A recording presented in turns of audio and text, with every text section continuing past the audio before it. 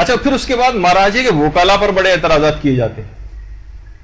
وکلا پر دیکھیے یہ تو ہے کہ انسان کی اپنی فطرت ہے کہ اپنے مال کو وہ محتاط ہوتا ہے غلط ہاتھوں میں نہ جائے. اسلام نے بھی اس کا خیال کیا. اور فقیہ عادل جو دین میں عالم دورہ ہو اس کو کہا ہے کہ عادل ہونا چاہیے, دنیا کا حریص نہیں ہونا چاہیے. ہم اپنے حلال مال کی تقسیم کے لیے اپنے محبوب ترین عالم دین کا انتخاب کرتے ہیں, جو باتقوا ترین شخص ہوتا ہے اس کا انتخاب کرتے ہیں, جو مال دنیا کا حریص نہیں ہوتا اس کا انتخاب کرتے ہیں.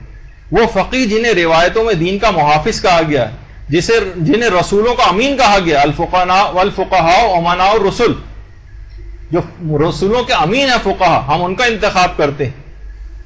ان العلماء ورثۃ الانبیاء, علماء جو ہیں انبیاء کے وارث ہیں, ہم انبیاء کے وارثوں کا انتخاب کرتے ہیں اپنے پیسوں کے لیے کی ڈسٹریبیوشن کے لیے.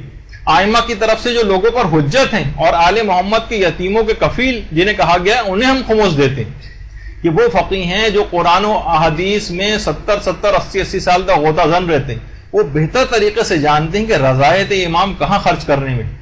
اچھا اب رہ گئے وکلا, تو یقین جانی کہ اس میں 95% جو سوء ظنی کا لوگ شکار ہے.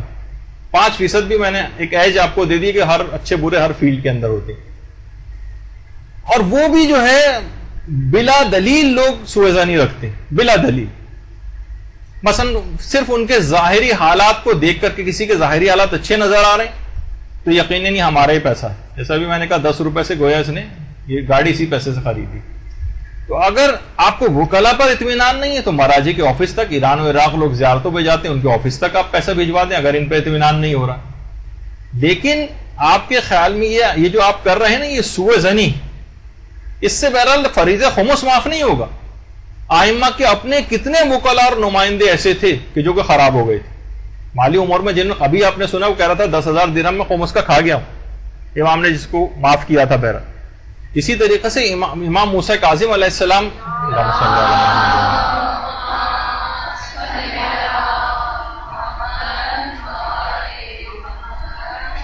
بعض واقفی ہو گئے تھے, فرقہ واقفیہ سے ان کا تعلق ہو گیا تھا, اور اسی طریقے سے 7ویں امام کی شہادت کے بعد انہوں نے ان اموال میں باقاعدہ جو خمس کے پیسے جمع تھے اس میں تصرف کر کے بیٹھ گئے تھے. اور جیسے کہ ابھی آپ نے سنا کہ باقاعدہ وہ معاف کروانے والے بھی آ جاتے تھے کہ ہم نے پیسہ اس طرح سے کھا لیا. امیر المومنین علیہ الصلوۃ والسلام کے اپنے بہت سارے گورنرز, امام نے خود اپنے اپوائنٹڈ گورنرز کو معزول کیا تھا بدعنوانیوں کی وجہ سے.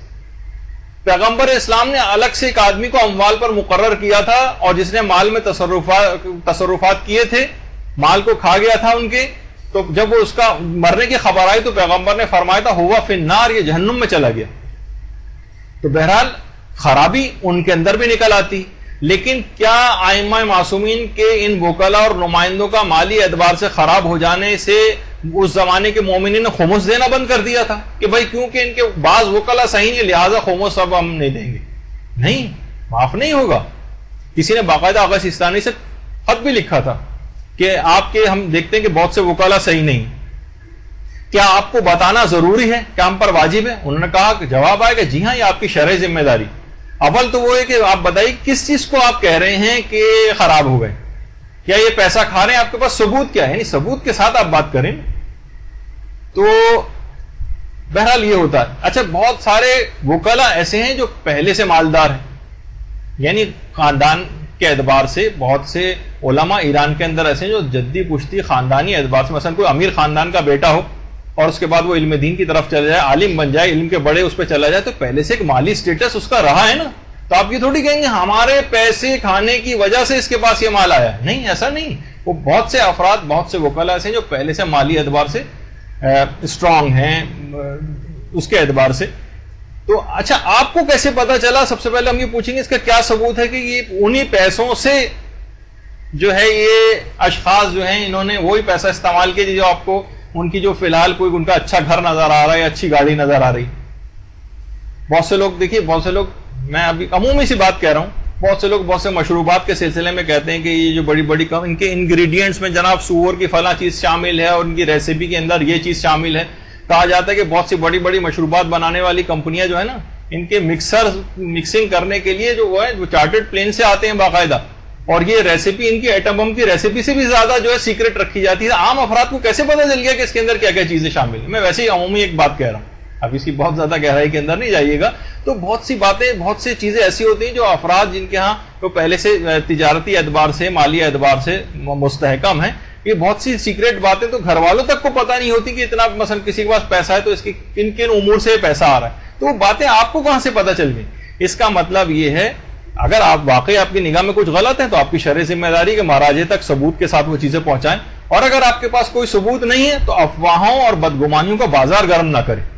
یہ آپ کے لیے صرف سوء ظنی نہ پھیلائیں. یہ یعنی ان بعض الظن اسم, قرآن نے کہا کہ یہ جو سوء ظنی اس طرح سے یہ حرام ہے, یہ گناہ ہوتی ہیں, اس طرح سے بغیر ثبوت کے بات کرنا.